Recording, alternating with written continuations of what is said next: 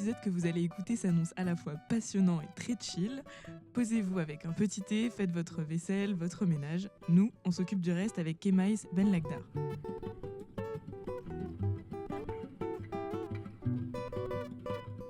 On va parler de l'appropriation culturelle. Vous écoutez le podcast d'Africana.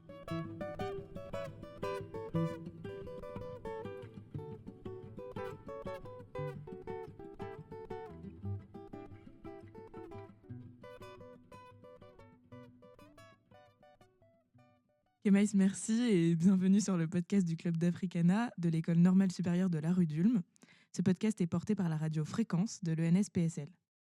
Pour les personnes qui ne te connaissent pas encore, on t'a LE. Est-ce que tu peux te présenter en quelques mots ? Ouais, et d'abord, merci pour l'invitation.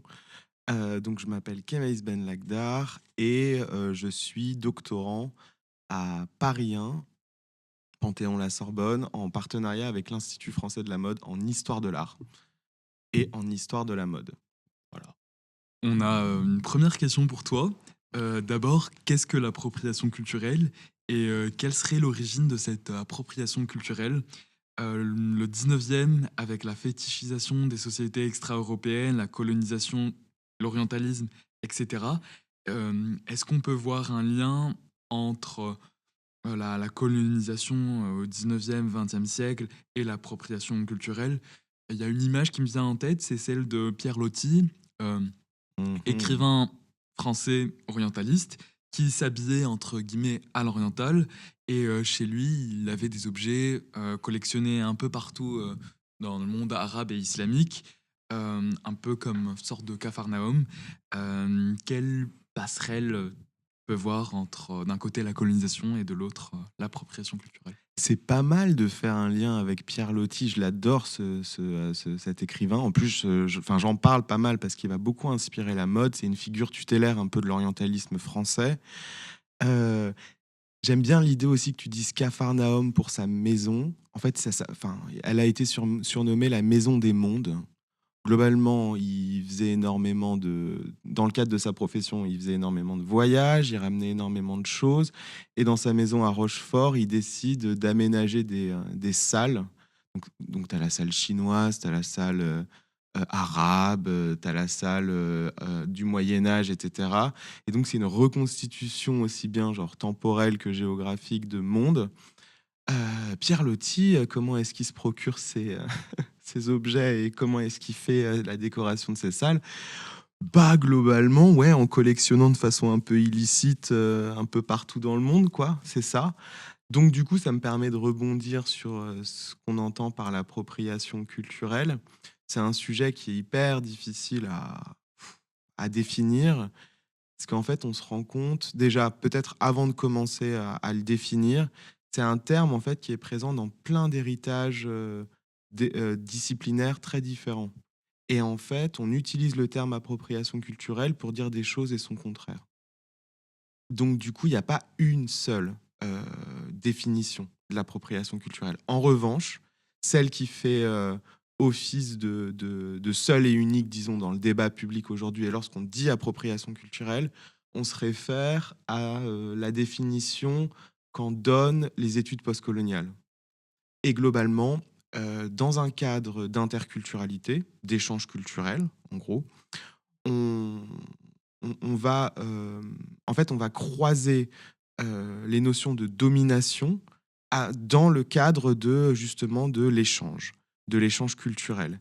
Et donc l'appropriation culturelle, selon ces penseurs, donc j'aurai peut-être l'occasion de revenir plus tard, donc Kurt Smith, et puis globalement aussi des penseurs des années 90, Armut Lutz, enfin bon, bref, c'est le mécanisme en fait de prédation de la culture, euh, dans lequel en fait un groupe dominant va prendre possession d'un objet, d'un symbole culturel d'un groupe dominé, en décontextualisant, en le resémantisant, et principalement à des fins capitalistes et à des fins d'amusement, d'entertainment, comme diraient les anglo-saxons. Voilà. Alors justement, tu as mentionné cette question de circulation, de transfert culturel, et justement, on s'était posé la question où commence l'appropriation culturelle et où s'arrêtent ces transferts culturels et la valorisation d'un patrimoine en particulier. La frontière, elle, dans certains cas, elle peut être extrêmement poreuse. Ouais, ouais. Et ça, c'est un peu l'éternel questionnement, l'éternelle problématique qui est extrêmement difficile à, à résoudre. En fait, donc ça, la question que tu me poses, c'est globalement jusqu'où s'arrête l'appropriation et où commence l'appréciation. Et ça, je postule que c'est une réflexion d'occidental. Enfin, une réflexion d'occidentaux, parce qu'en fait, il n'est pas question là de respecter quelque chose, il est question en fait d'une structure de domination qui s'inscrit dans une histoire extrêmement longue, dans un continuum colonial, etc. Et en fait, en réduisant l'appropriation culturelle à simplement une question morale, en fait, donc est-ce que c'est respectueux ou pas, est-ce que c'est bien ou pas, finalement, en fait, on ne se pose pas la vraie question de comment est-ce que ça s'est constitué, comment ça s'est organisé et comment ça continue dans un temps post-colonial à perdurer, en fait. Donc l'idée, c'est que en fait, aussi, il y a un autre truc que je me suis posé comme question lorsque j'ai approché cette question, enfin, la question de l'appréciation culturelle, en me disant, mais comment est-ce qu'on peut le définir conceptuellement, cette chose-là, théoriquement, en fait. Et j'avais vu que dans l'appréciation culturelle, globalement, la variable du respect est incontournable. Euh, la variable de la morale. Sauf que je me suis rendu compte d'une chose, c'est que bah, finalement, c'est impossible de conceptualiser le respect. Comment est-ce que on peut vraiment, enfin, euh, comment dire, utiliser ce terme-là et le calquer sur plein d'autres objets, sur plein d'autres contextes, etc. En gros, globalement, le respect, c'est très conjoncturel. Tu vois, en gros, si tu veux, il faut le regarder au cas par cas. Et ça nous empêche du coup de voir la structure et de voir à quel point c'est systémique. Donc du coup, ce que j'essaie d'expliquer, c'est que plutôt que de réfléchir en c'est bien, c'est pas bien, plutôt réfléchir en termes historiques et essayer de croiser en fait un comment dire un événement très contemporain et voir en fait comment est-ce qu'il peut résonner aussi avec des périodes un petit peu plus anciennes. Est-ce que je suis clair? Totalement. Et justement, en plus, on avait une question sur l'organisation de l'appropriation culturelle. Juste avant, est-ce que c'est possible que tu nous dises comment t'en es venu en fait à travailler sur ce sujet-là? Ok. En fait, dans mon travail de recherche, je regarde beaucoup l'orientalisme. L'orientalisme est d'un point de vue de la création vestimentaire. En partant du principe que à la fin du 19e et au début du 20e siècle, on a un boom de l'orientalisme dans la mode, enfin globalement dans la société occidentale dans son ensemble, dans les industries culturelles occidentales. On le voit notamment dans la littérature, dans la musique, dans la peinture, même dans la politique. Enfin bref, euh, la Société des peintres orientalistes français a été soutenue par le ministère des colonies, etc. Enfin bon, bref, hein, ils s'exposaient dans des pavillons officiels pendant les expositions coloniales et universelles. Donc c'était vraiment un truc institutionnel. Et je me suis rendu compte que les couturiers s'inscrivaient complètement là-dedans. Et en fait, à la fin du 19e, euh, on voit dans la couture parisienne une volonté en fait de changer de référentiel dans les coupes, dans les matières utilisées, dans le système ornemental, etc. Et je me suis rendu compte en fait que le nouveau modèle de confection, le nouveau modèle du processus créatif de ces couturiers venait d'Orient. Et que globalement, il ne s'intéressait pas uniquement euh, à l'esthétisme, il s'intéressait aussi à la structure de ces vêtements. Et ils essayaient en fait de proposer des nouveaux vêtements qui se basaient globalement sur des formes de vêtements primitifs, avec plein de guillemets, d'Orient, en gros. Et en farfouillant là-dedans, j'avais fait des découvertes qui étaient assez impressionnantes. Enfin, j'aurais jamais pensé trouver une chose pareille. Je me suis rendu compte en fait que les couturiers, parfois, achetaient énormément de vêtements orientaux qu'ils modifiaient à peine. Et en fait, ils apposaient simplement leurs griffes dessus en laissant entendre que c'était eux, du coup, qui les avaient faits. Et c'est drôle parce que aujourd'hui, en 2024, cette pratique existe toujours dans la mode et dans le système du luxe enfin, français, européen. Et je me suis dit, ah tiens, c'est intéressant ça, parce que du coup, ils ne se contentent pas uniquement de reproduire, ils s'approprient là véritablement de façon extrêmement concrète un vêtement venu d'ailleurs. Et je me suis aussi posé la question de la représentation là-dedans et des systèmes en fait disons de visualité. Euh, Pourquoi est-ce que en Orient un costume est un costume et pourquoi ce même costume lorsqu'il arrive en Occident devient un objet de mode?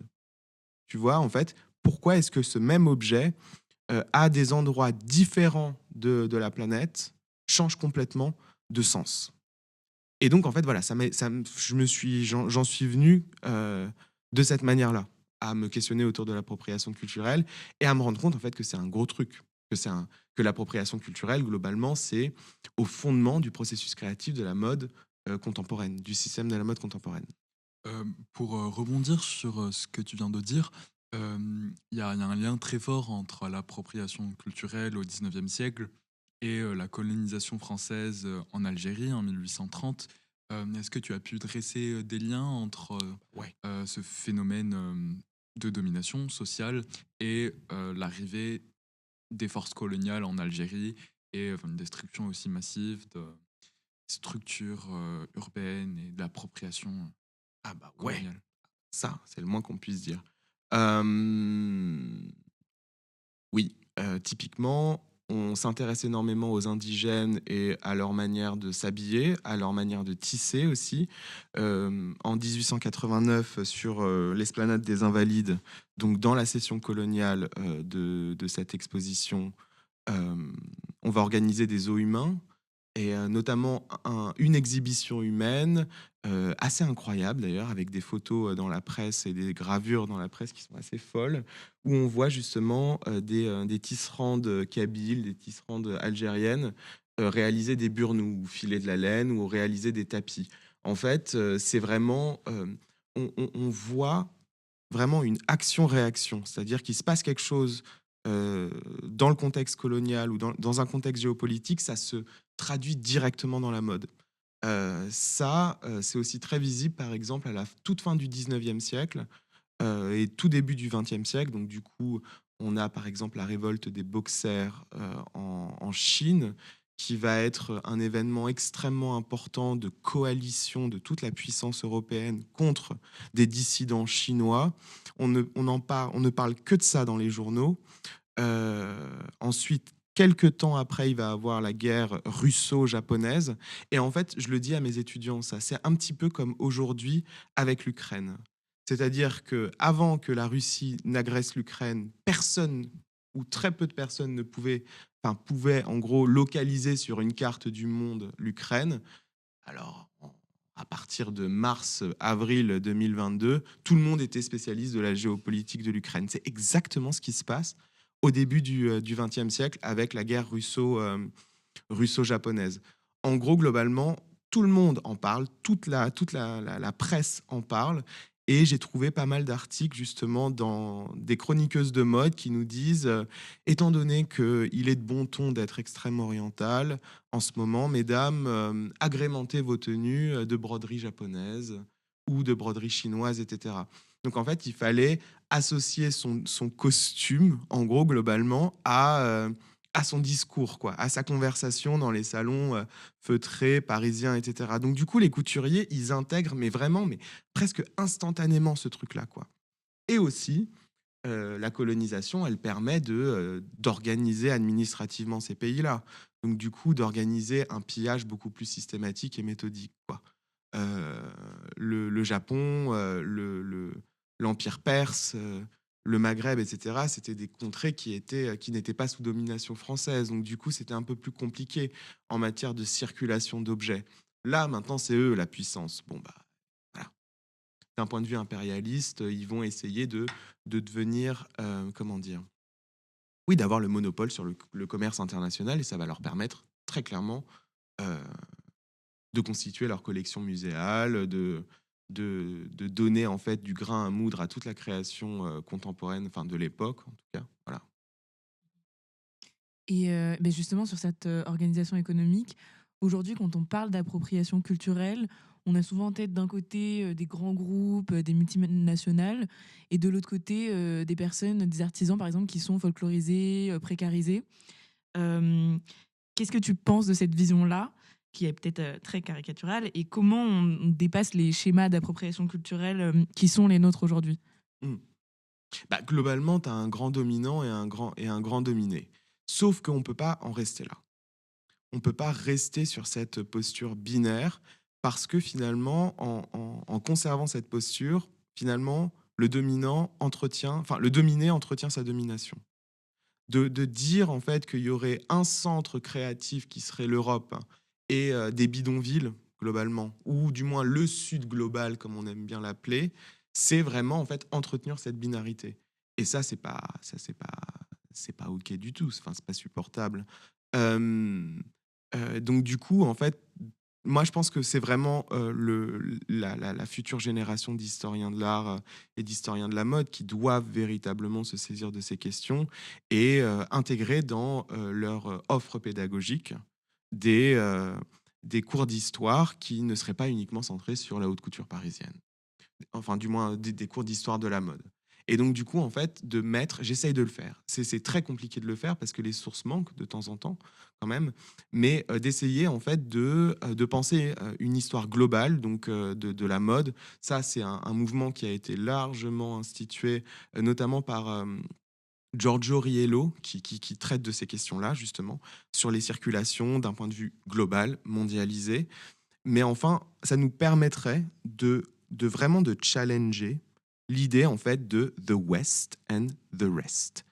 Et donc du coup d'essayer de mettre sur un même pied d'égalité des cultures de mode qu'on considérerait comme autochtones, indigènes, et le grand système de la haute couture parisienne. Vous voyez. Donc ça, je pense que ça passe aussi par un éveil des consciences, mais du moins en fait une manière de raconter l'histoire qui serait beaucoup plus horizontale et moins verticale. Ça, c'est ça, c'est une première chose. Et ensuite, il faut, moi, je plaide vraiment pour une sorte de protectionnisme aussi des pays anciennement colonisés. Alors, je m'explique, hein, pas un nationalisme crasse, etc. Plutôt un protectionnisme qui permettrait de reconnaître à certaines communautés autochtones, en gros, la paternité de certains signes, en gros. Tu vois. Et ce qui est assez marrant, c'est que finalement, l'Occident, enfin, il protège aussi énormément euh, haute couture. C'est un label qui a été créé en 1945 et ne peut défiler et ne peut obtenir le label haute couture que les personnes qui présentent et qui créent à Paris. Ça, c'est du protectionnisme typique. Pourquoi est-ce que le Mexique, l'Algérie, la Tunisie, l'Inde ne pourraient pas faire la même chose? Tu vois. Donc c'est aussi une question, vraiment un appel à l'agentivité des peuples et des pays du Sud global, de se dire, hé les gars, vous avez aussi une énorme culture de mode extrêmement importante, protégez-la. Mais ça, alors ça, je peux rien faire là-dessus. Enfin, Mais tu avais une anecdote sur vraiment une action concrète justement de gouverneur face à certaines appropriations culturelles. Est-ce que tu peux en reparler? Parce que moi, je trouvais ouais, ça assez frappant. ouais. Ça, c'est dans la conclusion du bouquin. Euh, alors, Kim Kardashian, qui veut faire une marque de shapewear, donc cette fameuse de body hyper mal taillé et de très très mauvaise qualité. Et parce qu'elle est un peu drôle et qu'elle a de l'autodérision, elle voulait appeler sa marque Kimono. Parce que c'est drôle, parce que voilà, Kim. Voilà. Le problème, en fait, c'est que ça a créé un scandale, mais absolument planétaire, à tel point qu'il y a eu comment dire, un top tweet, le hashtag Kim Oh No. C'était assez marrant ça.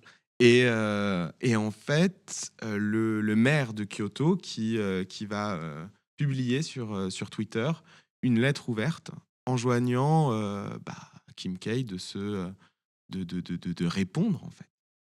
Et ça, je trouve ça extrêmement intéressant parce que du coup, ça laisse entendre que lorsque un pays qui est souverain et qui, en gros, défend l'intérêt d'un peuple entier, lorsque ces pays-là confrontent frontalement des marques, bah ça change. Le rapport de force change complètement.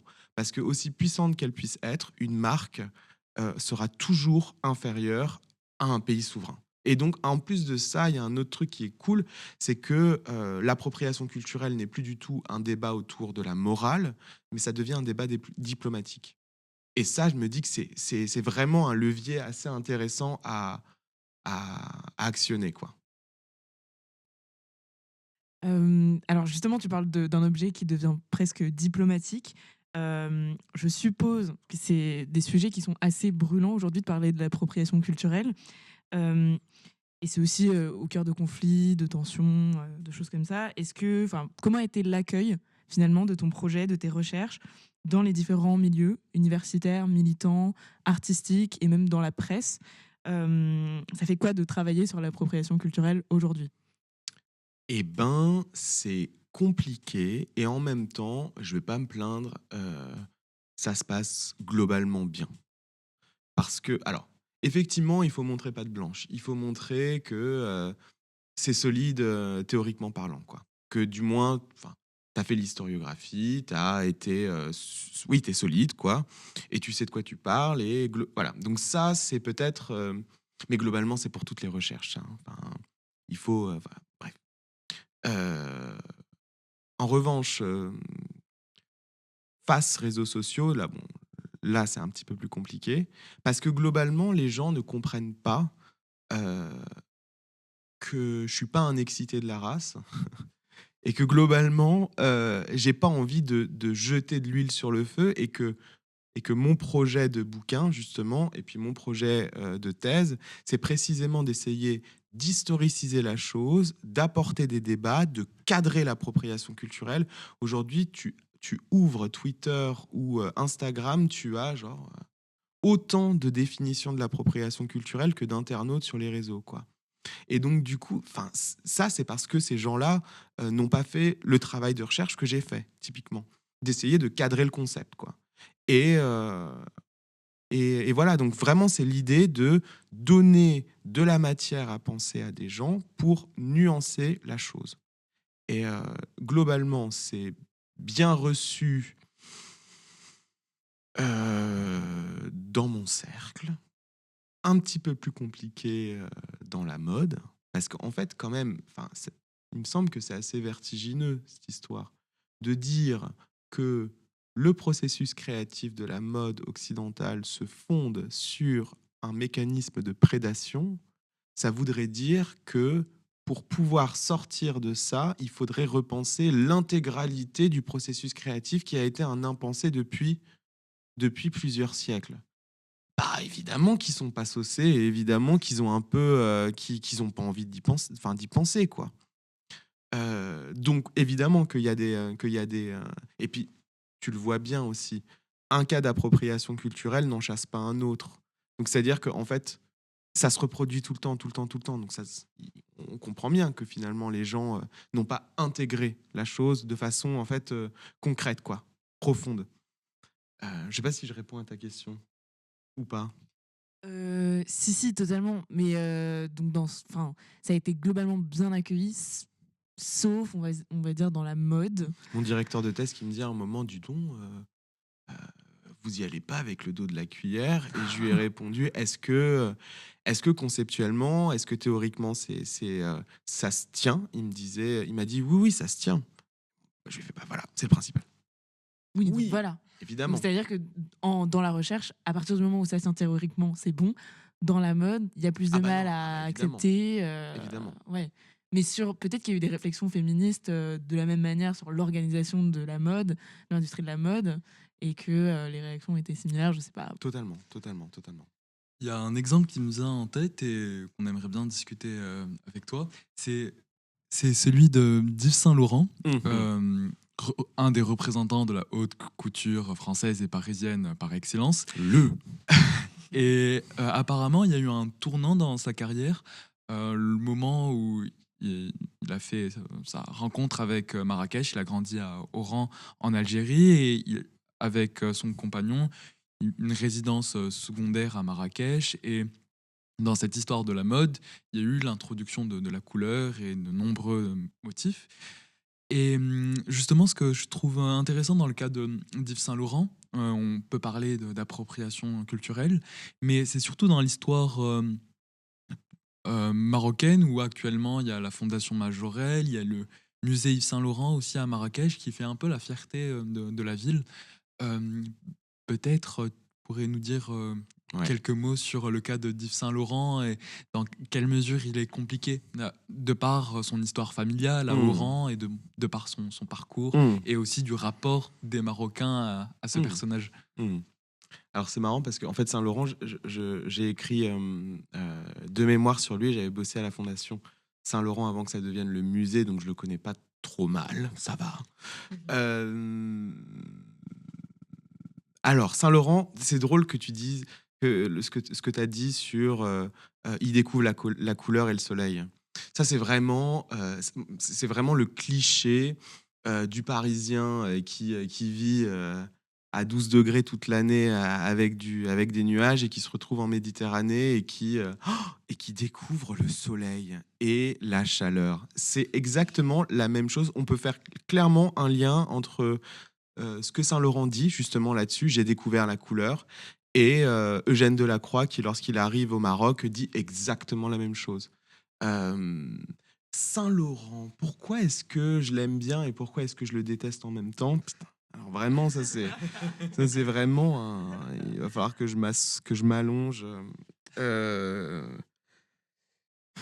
alors, en fait, Saint-Laurent, il, il pose des jalons dans la mode occidentale, ça c'est absolument indéniable. Il a marqué la société des années 60-70 de façon extrêmement importante, en questionnant le vestiaire, en introduisant des pièces qui deviennent complètement virales, iconiques, son tailleur pantalon, son smoking, bref. Euh, il a une imagerie qui est enfin, lorsque c'est associé à l'Orient, très coloniale finalement, très néo-orientaliste. Et moi, c'est ça qui me gêne beaucoup. Euh, enfin, pourquoi est-ce que ça me gêne? Parce que finalement, en fait, il est dans le continuum colonial, encore une fois. Saint-Laurent, c'est un pied noir qui s'est jamais caché que il voulait que l'Algérie reste française parce que c'était sa terre d'accueil, etc. Euh, donc il était plutôt conservateur d'un point de vue, enfin, sur les politiques coloniales. Lorsqu'il arrive à Marrakech et qu'il découvre la couleur, je pense qu'il est extrêmement sincère dans son travail et dans son appréciation. Le problème, c'est pas ça le problème, c'est que finalement, il véhicule des pensées complètement problématiques et hyper sexualisantes, quoi. Euh, D'associer en fait le Maroc à la couleur, d'associer le Maghreb au soleil, au Sarouel, à la danse du ventre, etc. Bon, ça va, on a compris, quoi. D'autant qu'il partait en villégiature, on ne sait pas tellement ce qu'il faisait dans sa villa Majorelle. Et ça, c'est connu. Mais c'est l'omerta aussi. Donc en fait, il s'insère dans une question très coloniale, mais vraiment par essence, quoi, dans son processus créatif, mais aussi dans tout le tourisme sexuel qui va souvent, qui est très très très lié à la question coloniale. Et, euh, et c'est ça, moi, qui me pose problème avec lui. Il a cependant, en fait, une création extrêmement riche, très très importante. Mais enfin, quand même, enfin, il faut questionner cette personne-là parce que on a tendance à l'ériger au rang de génie furieux, de seul et unique, sans avoir un apport critique sur sa création. Moi, ça me rend fou qu'on puisse s'illusionner à ce point-là, quoi. Et justement, à travers le cas de la Villa Majorelle, la Fondation Majorelle, la généalogie avec la peinture orientaliste, elle est claire, parce que Mhm, Majorelle, peintre orientaliste, mhm. qui a vécu au Maroc, et il s'inscrit dans cette histoire Complètement, artistique, de peinture, complètement. depuis le 19e. Exactement. Et puis en plus, enfin, je veux dire, sa Villa Majorelle, enfin, il a organisé pas mal de campagnes, enfin de shooting photo au Maroc, et on le voit très clairement dans une imagerie très Les Mille et Une Nuits, quoi. Et c'était en fait son palais de Sherazade à 2 heures de Paris, quoi. Donc, il y a aussi un autre truc que moi qui me pose problème avec Saint-Laurent lorsqu'il approche les cultures mondiales. Il déclare à un moment que ses plus beaux voyages, il les a fait tranquillement installé dans son sofa avec un beau livre avec plein d'images. Donc, c'est-à-dire qu'en fait, la rencontre interculturelle, enfin, l'interculturel ne l'intéresse pas tellement. C'est vraiment en fait son paysage mental qui constitue, avec des livres illustrés, etc., qui sont vraiment au cœur de sa création. Et moi, ça me pose problème de me dire qu'il a mis en lumière les cultures orientales en restant rue de Babylone dans son sofa, quoi. Enfin, il y a comme une espèce de contradiction dans les termes et surtout, en fait, une posture extrêmement dominante, quoi. C'est-à-dire qu'on prétend faire de l'interculturel sans bouger de chez soi. Ou alors en restant dans un monde, dans un milieu extrêmement privilégié, extrêmement jet-set, extrêmement protégé à Marrakech, quoi. Non, enfin non, non, il fait pas d'interculturel, il fantasme. Donc, tu sépares pas l'homme de l'artiste? Ah bah non, mais ça, c'est C'était une blague. bah oui, évidemment, évidemment. Pour rester dans cette thématique de la haute couture parisienne, dont justement tu en as parlé tout à l'heure comme appellation qui est protégée. Mhm. De façon générale, est-ce qu'il existe un appareil juridique autour de cette question de l'appropriation culturelle des pays anciennement colonisés ou pas, d'institutions judiciaires, de règles, un appareil juridique qui se constitue progressivement avec ce qui se passe dans l'actualité, sur les réseaux sociaux? Alors, si vous voulez faire un partie 2 de cet entretien, je peux vous recommander Géraldine Blanche, qui est juriste, doctorante à l'école de droit de Sciences Po et qui est justement spécialisée dans le droit de la propriété intellectuelle et la mode. Donc moi, je pourrais pas répondre de façon... je répondrais de façon beaucoup moins intéressante qu'elle. En revanche, ce que je peux dire de nos conversations, c'est que elle m'a dit que globalement, le, le, le droit ne pense pas l'appropriation culturelle ou de façon très très compliquée et que globalement, en fait, la propriété, elle peut être qu'individuelle et que c'est difficile de penser une propriété collective. En revanche, ce qu'elle me disait, c'est que le, le, euh, le levier qui pourrait être actionné pour essayer de protéger, justement, c'est les labels géographiquement protégés, genre type Champagne, Roquefort, haute couture, Prosecco, des choses comme ça, où en fait on va réussir à associer un savoir-faire à un lieu. Et donc, du coup, on pourrait obtenir un label pour ce lieu-là. Mais voilà, mais globalement, c'est ça aussi le problème. C'est que l'appareil juridique français, européen, il est colonial aussi, puisqu'il s'adapte au monde entier, globalement, et au détriment en fait, de peuples en lutte, quoi. Justement, dans cette question de la patrimonialisation euh, et aussi de cet aspect protectionniste, il y a la question qui se pose pour l'UNESCO, puisque un certain nombre de pays euh, anciennement colonisés décident d'inscrire au patrimoine mondial de l'UNESCO, notamment patrimoine immatériel, cette notion est certes discutée, certains phénomènes ou certains objets culturels. C'est le cas, par exemple, de l'Algérie ou du Maroc, et qui justement ne sont pas d'accord sur est-ce que le caftan est-il marocain, Ça me rend ouf. algérien. Et justement, la question qu'on voulait te poser, c'est cette nationalisation des biens culturels, parce que entre eux, aussi, les Oui. Marocains et les Algériens, dans une forme accélératement des sentiments Ouais. identitaires, nationalistes, parlent Bah oui, d'appropriation culturelle. Exactement. d'appropriation culturelle sur les réseaux sociaux. Les Marocains parlent d'appropriation culturelle d'Algériens qui C'est- mettent le caftan, et même l'inverse, d'Algériens qui parlent d'appropriation culturelle en parlant des Marocains. Et cette question de l'appropriation culturelle, finalement, elle n'est pas Bah, uniquement limitée au ouais. continent européen, mais existe aussi Ouais. dans les Global Je, South, je suis trop entre content. guillemets. Je suis trop content que tu me poses la question. Alors, on fait une blague avec un pote. On est tous les deux tunisiens. Et lorsqu'on voit les Algériens et les Marocains se déchirer, nous, on bouffe du popcorn. Tu sais, c'est un truc de fou. Ils ont un truc entre eux. Ça me fait extrêmement plaisir que tu me poses cette question parce que, justement, ça permet de clarifier les choses. Quel est le rapport de domination entre le Maroc et l'Algérie?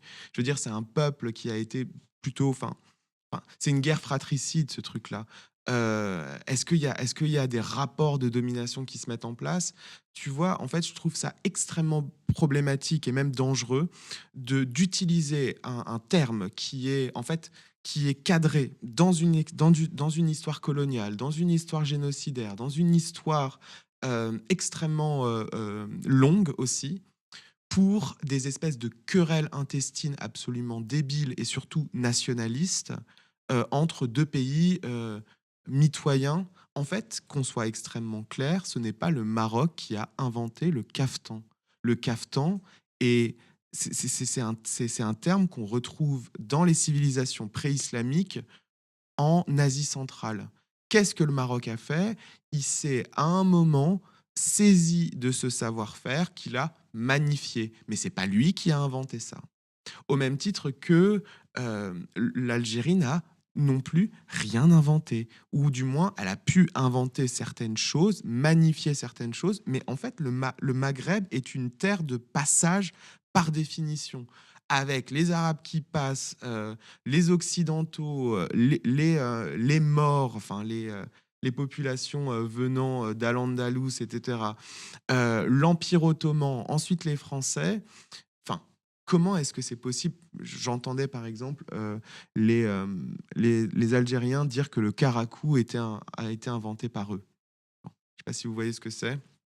Cette espèce de veste courte, très très brodée, souvent en velours, etc.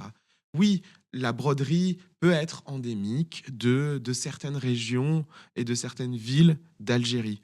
Mais c'est drôle parce que lorsque tu dézoomes et que tu regardes un petit peu les cultures vestimentaires euh, du bassin méditerranéen, tu te rends compte en fait finalement que ce type de veste et ce type d'ornementation, on le retrouve dans l'Empire ottoman. Et en même temps, ça fait sens parce que la régence d'Alger était sous domination ottomane. C'était une province ottomane. Donc du coup, en fait, tout bouge, quoi. Tout bouge. Ils essayent en fait par nationalisme et par orgueil, en fait, vraiment de fixer des objets. Et finalement, en fait, sans même qu'ils s'en rendent compte, ils font la même chose que les Occidentaux.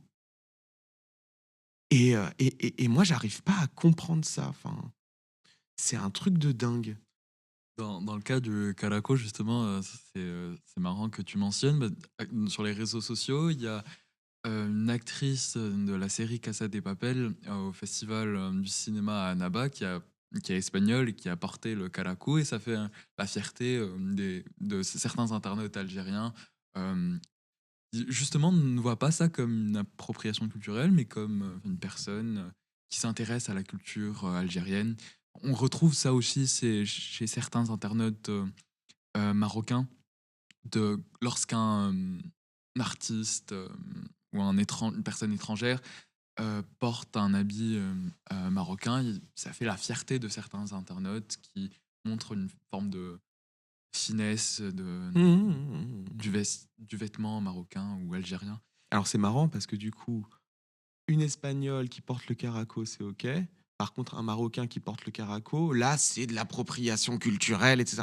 Tu vois bien, du coup, qu'il y a un truc là qui est de l'ordre ouais, enfin, de la querelle fratricide, quoi. C'est pas du tout, euh, comment dire,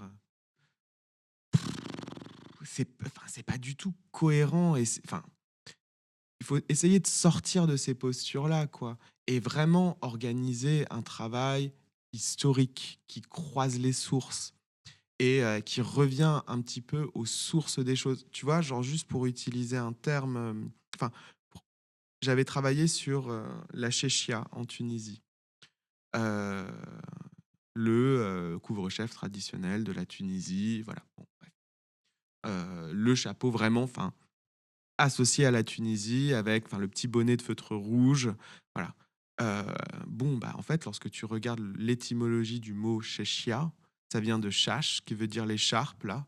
En fait, c'est drôle parce que chéchia, c'est pas, ça désigne pas l'objet fini, ça désigne plutôt le geste et le savoir-faire enfin, qui associé à cet objet-là. En gros, le chèche, donc c'est cette espèce de turban qu'on va nouer autour de la chéchia. Bref, chash, ça vient de Chash aussi, qui vient de Tashkent, la ville en Ouzbékistan. Donc,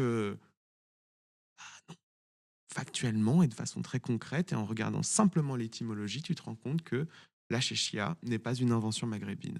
En revanche, à un certain moment de l'histoire, les Tunisiens se sont appropriés cette chose-là, l'ont commercialisée, l'ont magnifiée d'un point de vue artisanal, etc., et l'ont diffusée dans l'ensemble du bassin méditerranéen. Et c'est à ce moment-là que la chéchia a été associée à la Tunisie. En entendant, par exemple, les nationalistes des deux bords, là, marocains et algériens, en fait, moi, j'entends uniquement leur discours au moment où ils magnifient l'objet et pas tout le reste derrière. Et je trouve que c'est intellectuellement extrêmement malhonnête. Ça invite, ces objets vestimentaires et culturels de façon générale, ça invite à la fois à décoloniser, mais aussi de transnationaliser en Exactement, dépassant les prismes exactement, nationaux. exactement, exactement. Et sur cette magnifique conclusion, dernière question, mais pas des moindres, comment soutenir ton travail pour les personnes qui nous écoutent? Ah, eh ben, comment est-ce qu'on peut faire? Non, je vais pas faire mon autopromo, genre acheter mon C'est le bouquin, moment auto-promo. Si, si, c'est parti. acheter mon bouquin et lorsque je me prends des shitstorms de racistes en PLS, lorsque je parle d'appropriation culturelle, allez leur botter le derrière. Voilà, globalement. Ok, bon bah alors on court acheter le bouquin, donc l'appropriation culturelle de Kemaïs Ben Lagdar, et on va faire des choses sur les réseaux aussi. Merci beaucoup pour Merci, pour cet merci. échange. C'était un plaisir de te recevoir pour Africana. On te souhaite une très bonne continuation dans tes projets. Merci. Force et honneur. Merci beaucoup. Moi aussi, j'aime bien dire force et honneur. Très bien.